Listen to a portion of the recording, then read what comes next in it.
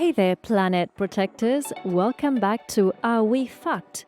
The show where we navigate the dumpster fire that is our planet with a side of sarcasm and a pinch of hope. I'm your host, Lisa Camillo, anthropologist, filmmaker, and your guide through this wild ride we call Earth in Crisis. Today, we're digging into the roots, literally, of what it means to be in harmony with nature. My guest is someone who's been practicing organic gardening since most of us were trying to figure out which Lunchable to bring to school. Say hello to Coaki William Wildcat. Born in the Oklahoma Seminole Nation, Coaki is the executive director of Mother Tree Food and Forest, where he spent decades mastering everything from regenerative agriculture to wildland restoration. But don't be fooled. This isn't just your run-of-the-mill gardening chat.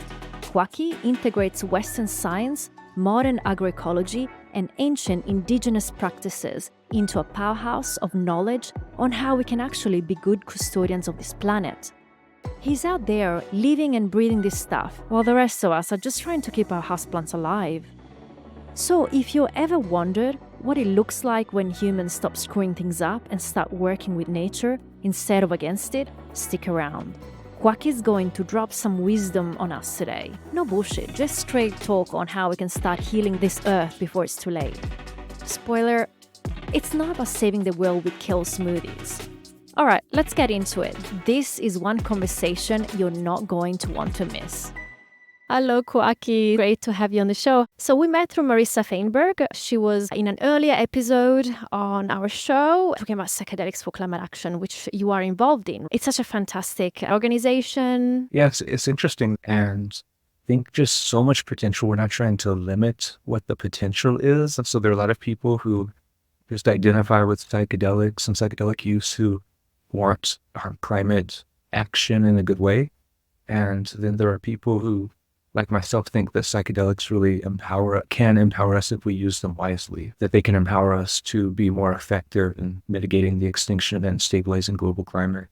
It's amazing. I'm really impressed because I'm now part of it. And I'm very impressed with everything that's happening and how huge it's becoming. And yeah, I'm very proud of being part of such an amazing movement.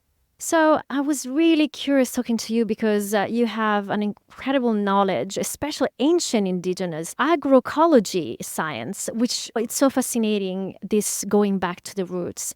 Here in Sardinia, we say sugonotto, which is what our ancestors taught us, how to use the land and how to live off the land, which now, unfortunately, because of so many different colonizations, we're starting to lose that. But I think it's a very powerful message what you also are bringing back, caring for the earth. So can you tell us a little bit about that? We'd love to learn from you. There's a lot of our listeners that are transitioning to going back to, I guess, also prepping or going back to the land like also we did. I'm happy to. First of all, I just want to acknowledge how cool that is. Thank you for sharing the word sugunatu. Am I pronouncing that correctly? Yes, sugunatu. Okay, Close enough. I'm very interested in our indigenous European ancestors' agroecology and relationships with the land. You know, the genocides of our indigenous European ancestors are fairly recent in human history, you know, the way the genocides of our indigenous North and South American ancestors are. And so it's very interesting to me. I view the climate and ecology crises on this planet as a human cultural crisis. It's apparent that these are symptoms of a human cultural crisis related to this colonization, this disease of culture that thinks we can take more than we need and be disrespectful in relationships. And, you know, most of the wisdom traditions of all of our ancestors around the world are designed to maintain equilibrium, to maintain respectful, healthy relationships. And so I look at this disease as something that breaks down relationships. Absolutely. And we experience all of these negative consequences. And so I think that climate and ecology crises on this planet are symptoms of that. So healing relationships is really the name of the game, and figuring out what that means and how to live in equilibrium, how to make respectful relationships and balanced, equilibrated relationship in general the focus of what we're doing and of our learning process. And so I sort of bring that orientation do all of the work I do research, practice, and education in agroecology, food forestry, and ecological restoration. And I really focus on agroforestry, which means getting trees and shrubs back into our agricultural systems, food forestry, and native species reforestation. I'm very moved by Anastasia Makareva's explanation of the physics and the dynamics of the biotic pump theory. Yeah, tell us a bit about that. It's super interesting, super relevant. Anastasia Makareva and Viktor Gorchov, I believe, and he's already passed, but she's still alive. It's pretty simple physics, how the forces of the planet create and regulate how all of life, and this is Gaia theory. This is Lynn Margulis, James Lovelock, Gaia theory, but it's where we are today in this conversation. Gaia theory says that life creates the climate of the planet. So biotic pump theory is really against that and explains the climate ecology physics of how forests especially regulate global hydrologic cycles, global rainfall pattern, and how winds, how they drive the atmospheric jet stream and affect the interactions between the different jet streams and affect the way heat moves over the planet. It also explains how forests cool the surface of the earth. And so we've deforested the planet basically, and the surface temperatures are rising because of that. And then also the global rainfall patterns are destabilizing because of that. And so it informs the action that we need to take. It says that we need to, it shows us how, we need to reforest the planet and explains to us, gives us physics like numbers. We can show if we reforest these areas that we've deforested, we are able to cool the surface of the earth again and reestablish beneficial rainfalls that go around the world. And there's a whole lot of implications. It's really just the implications are tremendously large because it explained why wind happens. These two climate ecology physicists explained why wind happens. We really didn't even have a coherent explanation for that before, so they can predict wind speeds and hurricanes and stuff like that. And why is that? The basic concept is that when water, this is really surprising how simple this is, and that all the climate computer models, all the climate science, all the meteorology models didn't understand this and didn't include this, and still to this day are not included. Climate and meteorology computer model. Another example of how young our sciences are. Like, we're very proud of all of our modern Western science, but it's really an infant science, and there are these thousands of years old sciences from all over the world, all of our ancestors. Very developed, very advanced science.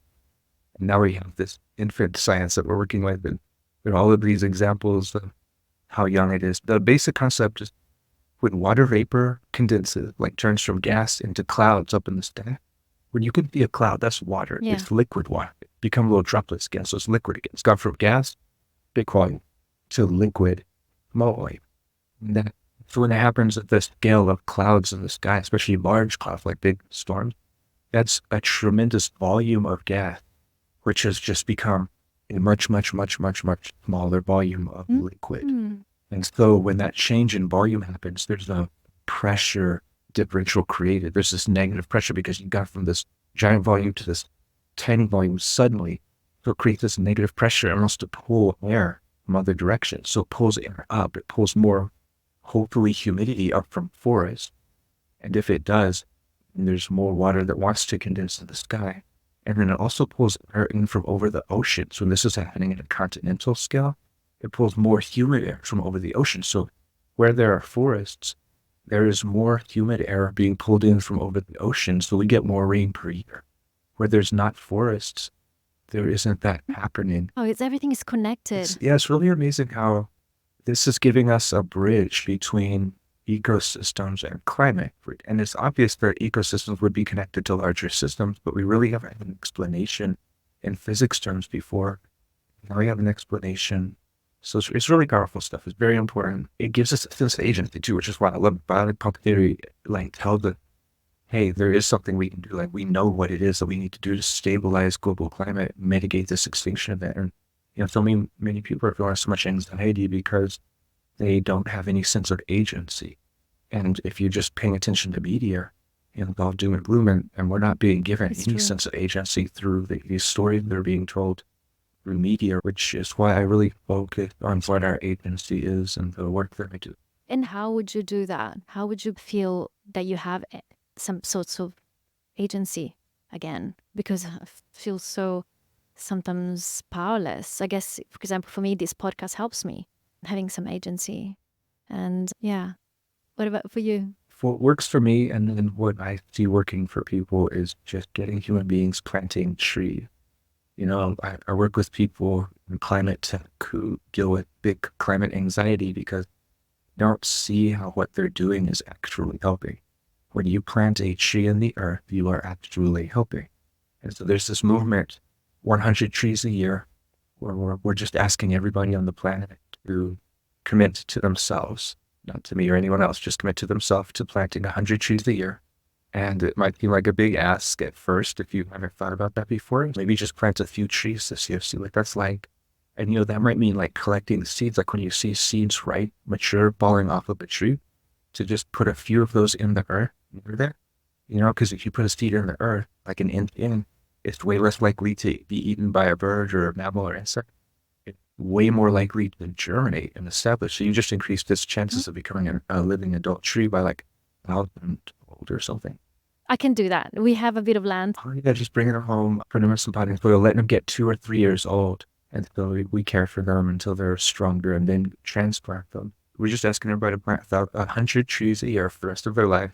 And then also to let everybody else know that we're doing this. As far as giving a sense of agency, letting people know about the Biotic Pump Theory, really simple physics explains how forests cool the surface of the earth through evaporative cooling. So they're literally cooling the surface of the earth. And then also regulating global hydrologic cycles. So we've deforested a planet and all hell has broken loose. And so now we have to reforest the planet. And if we do that, we can stabilize global climate and put the brakes on this extinction event. Have biodiversity start coming back more than we're losing. Yeah.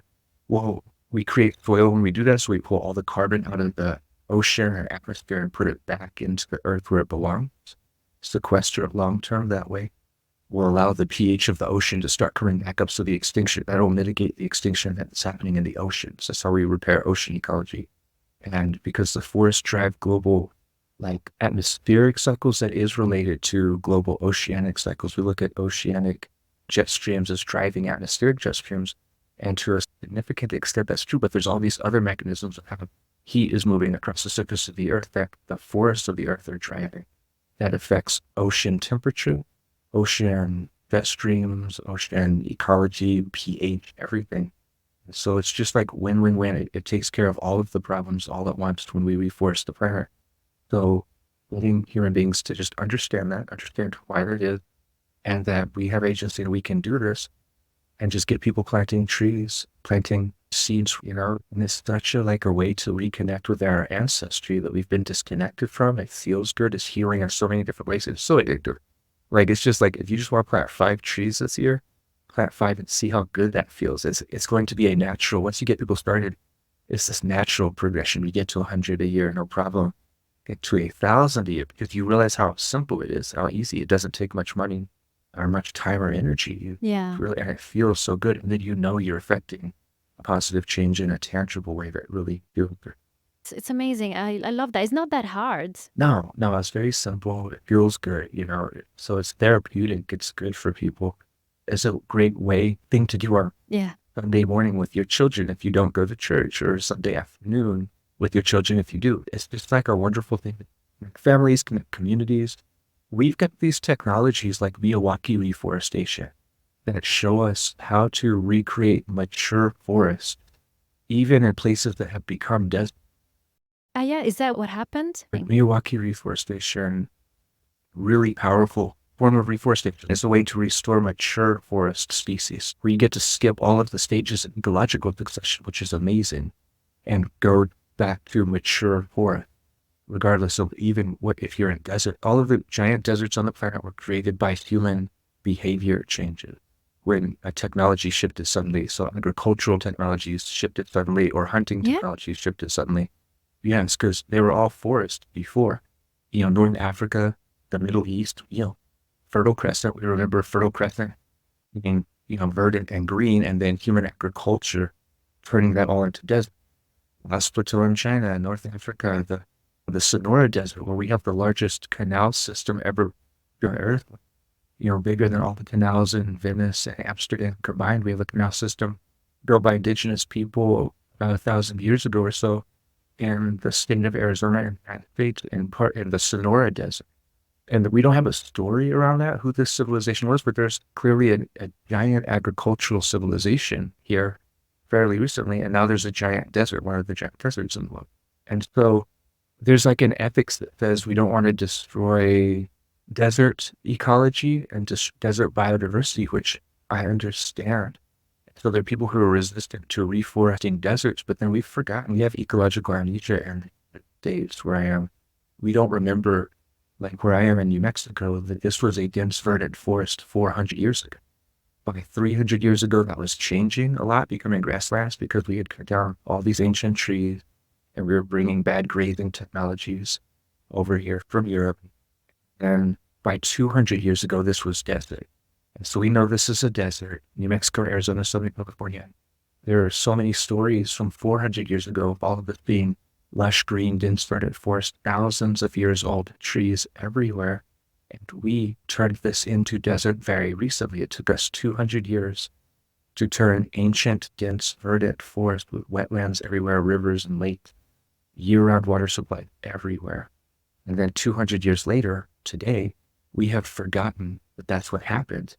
We think this just is desert, and it is so because the climate, we don't get much water here, therefore it's desert.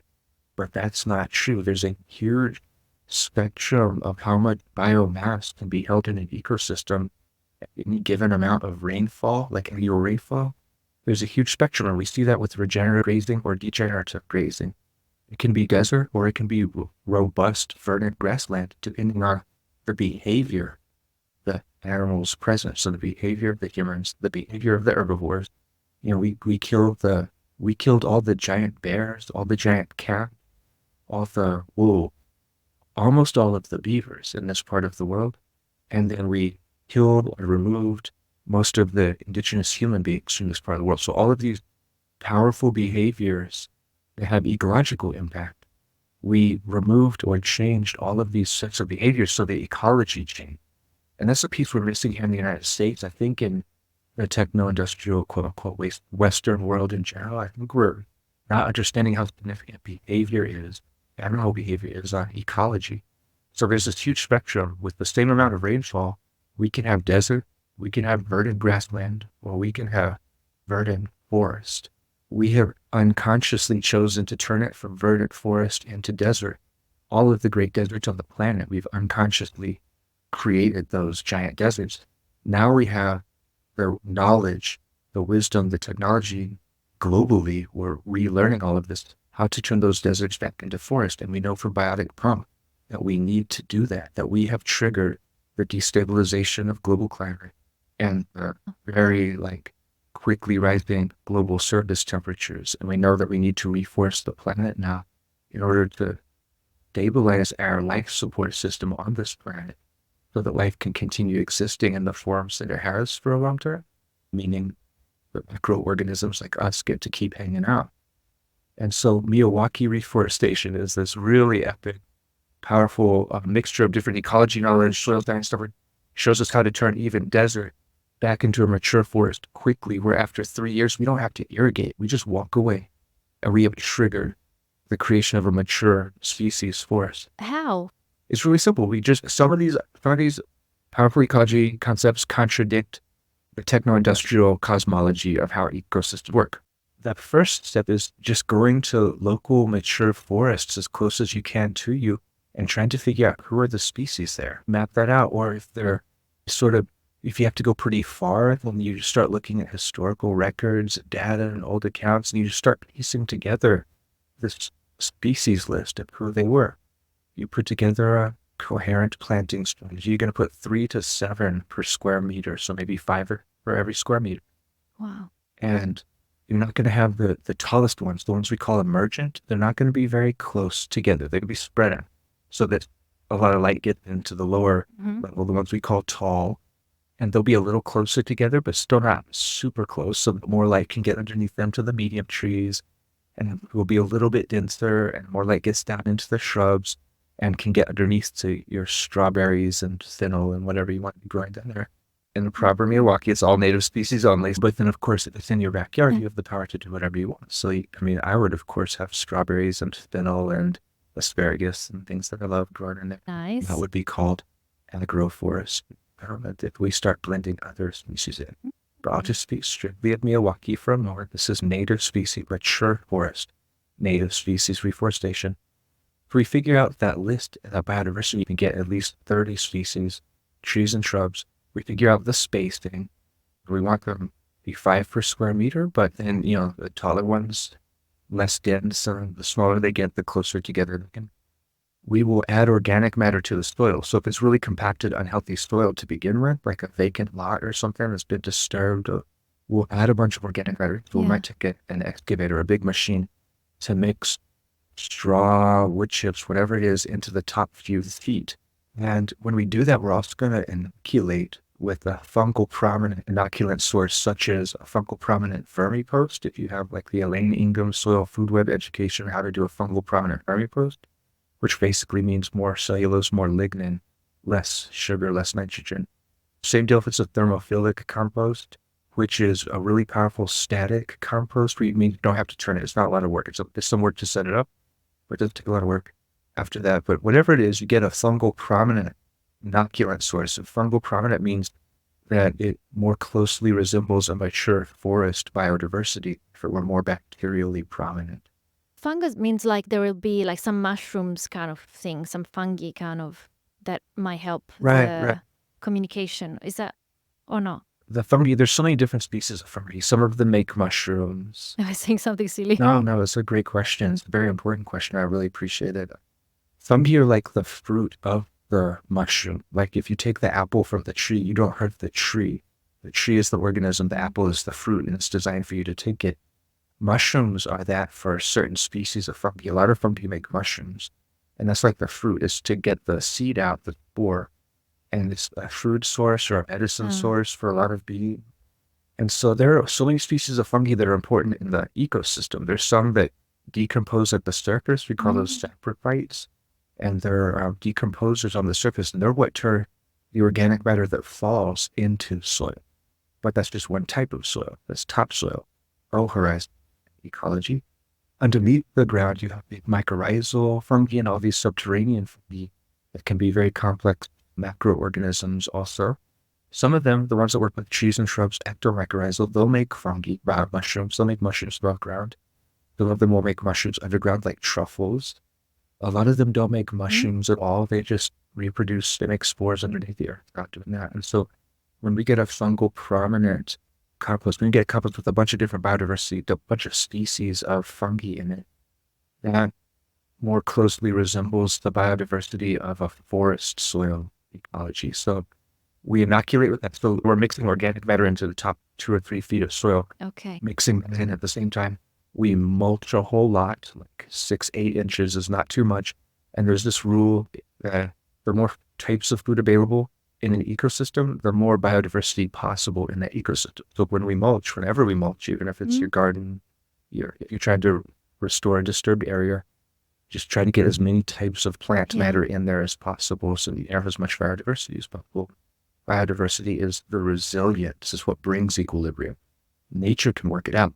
Ecological restoration is really simple. Just get a ton of food sources in there, a ton of biodiversity in there, create an ecoclimate where fungi can live, meaning lots of mulch, and then full photosynthetic ground cover over that. So there's green over everything. So sunlight's not hitting the mulch.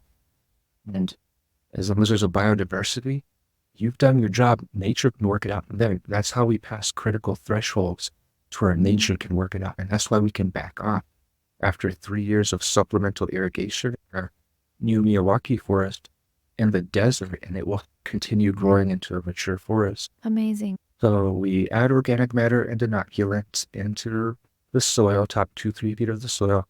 We mulch a whole lot with a mixture of different plant matter. We plant 5-ish trees and shrubs per square meter of a minimum biodiversity, hopefully 30 plus species. And we just think about canopy stratification, make sure the tallest ones aren't too close together, and the shorter they are, the closer they can be together. And then we will supplementally irrigate, meaning Like here where I am in this part of the world, we have this long dry season in the spring, and then we have very, very hot summers where we might get Yeah. some big rain, but we might not. And then we'll have like a cooling autumn where it starts to get kind of dry again. It might be pretty dry over the winter. And so it's just wherever needed. So the long dry spring, we'll have to water during the long dry spring. In the summer when it's very hot, when it hasn't rained in a while, we'll water, and so you have, right, plants need more water, earth needs more water when it's the hotter it is. And then if it's cooling, we Yeah. need to water less. And over the winter, if there's any snow or any rain coming in at all, once a month, a couple times a month, then we don't have to water at all because it's so cold, water just stays there. It's amazing. So by doing all that, and especially by putting them close together, different species, that's basically it, the Miyawaki reforestation, and that's the algorithm. Just one more time very quickly. We add organic matter and fungal prominent inoculant to the top few feet of soil. We mulch a whole lot. We get a biodiversity of trees and shrubs, native species, mature forest species, not early pioneer, but mature forest species, native species, very close together, 3 to 7 per square meter. We think about canopy stratification. The taller they are, the less close they are together. The shorter they are, the closer we put them together. And then we supplementally irrigate for the first 3 years. That's Miyawaki reforestation. I have a question. Where we live, we bought a house in the country. Used to be actually agriculture land here. And they started the reforestation process, actually. So we are full of junipers, which is the local trees here in Sardinia. So they're beautiful. But a lot of people told us, maybe it's the old school, not the traditional indigenous way, to actually cut and clean the bottom of the trees. So if they have more space, they don't compete for the sun, so they grow taller. So get rid of all the plants around so they can breathe, and also remove the dry sticks and wood and leaves and stuff like that. And also cut the branches of the lowest part of the trees. So we started doing that, and we can see they started growing taller.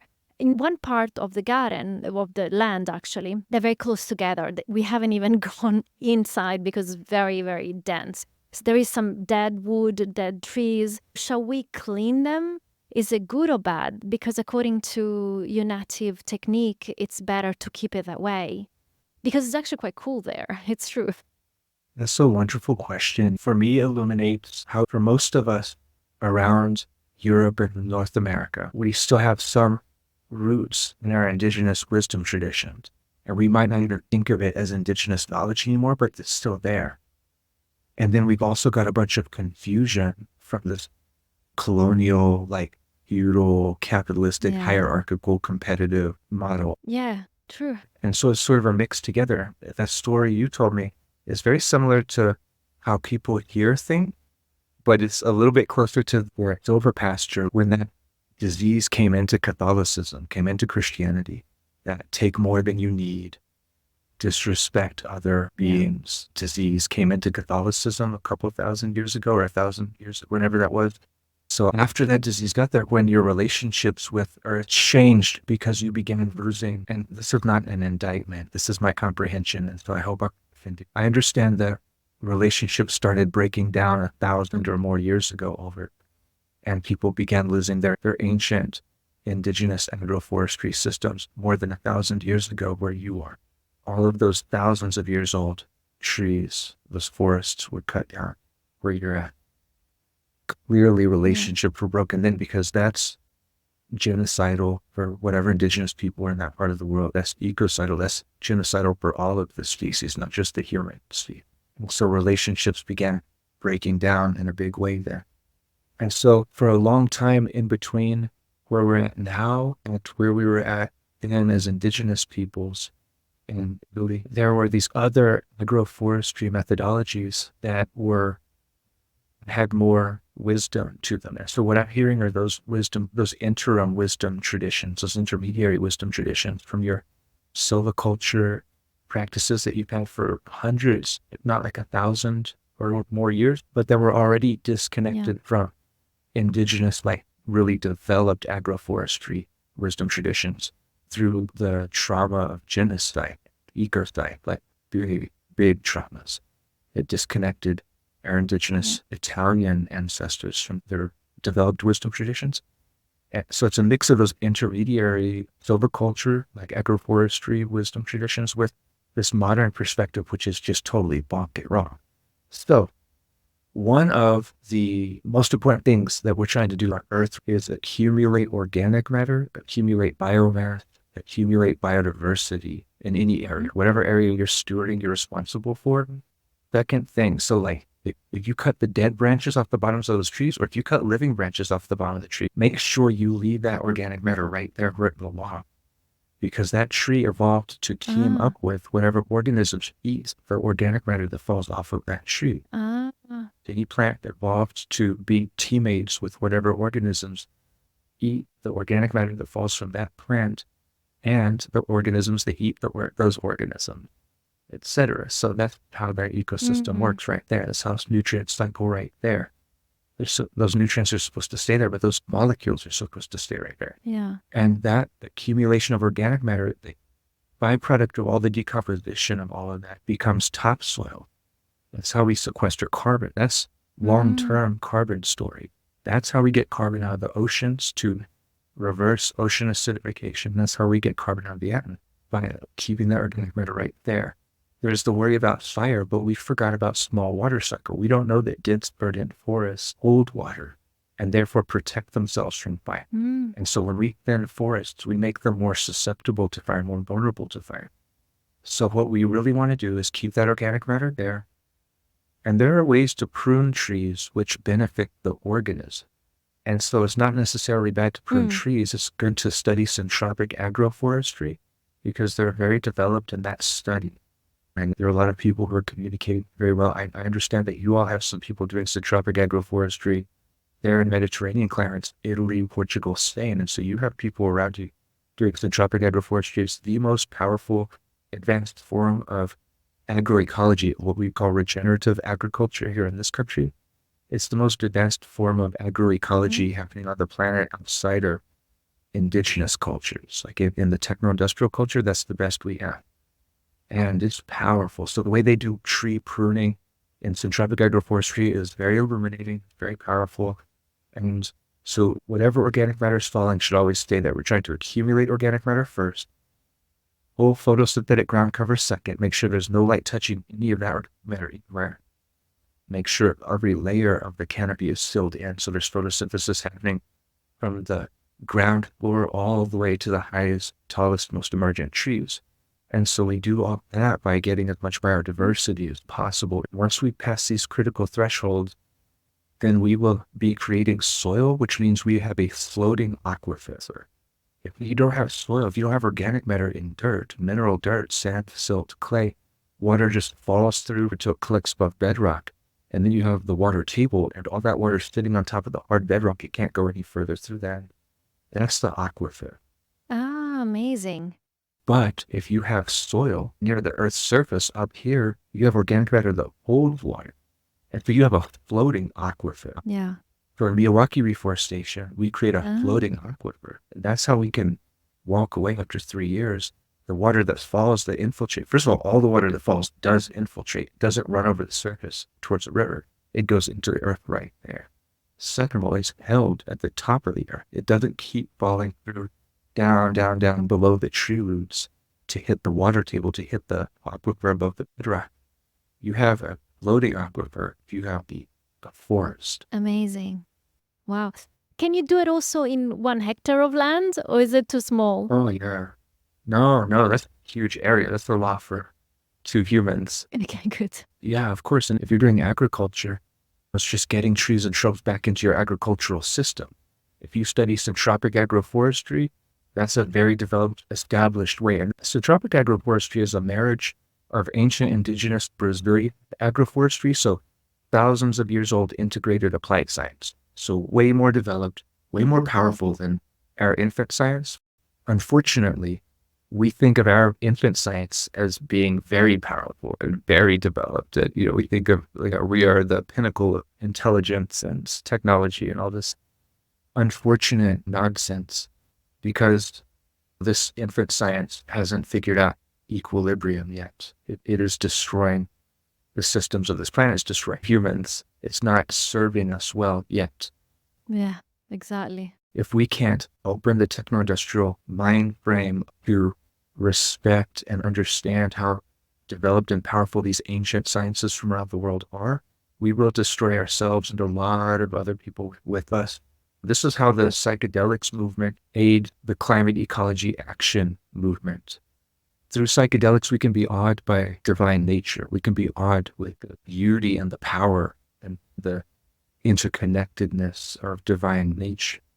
And then if we eat psychedelics through these thousands of years old integrated applied sciences, these cultures that have these integrated applied sciences, they have integrated all of the teachings and all of the technology that psychedelics are, and have used them strategically, scientifically for thousands of years.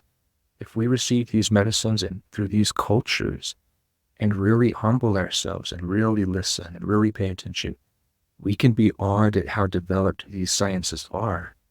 And that happens to a lot of people. They don't even go in with those intentions, but all of a sudden they're understanding what they're seeing, they're understanding what they're feeling, where these sciences are doing work on them and healing them and benefiting them in tremendous ways.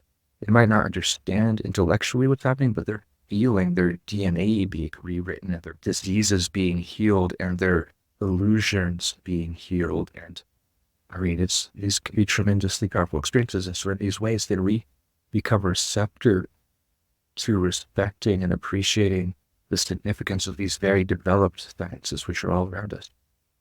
Absolutely. Coaki, it's been so interesting. It's been amazing having you and your ancient knowledge. Thank you so much. And we're definitely going to apply a lot of your philosophy for our lands.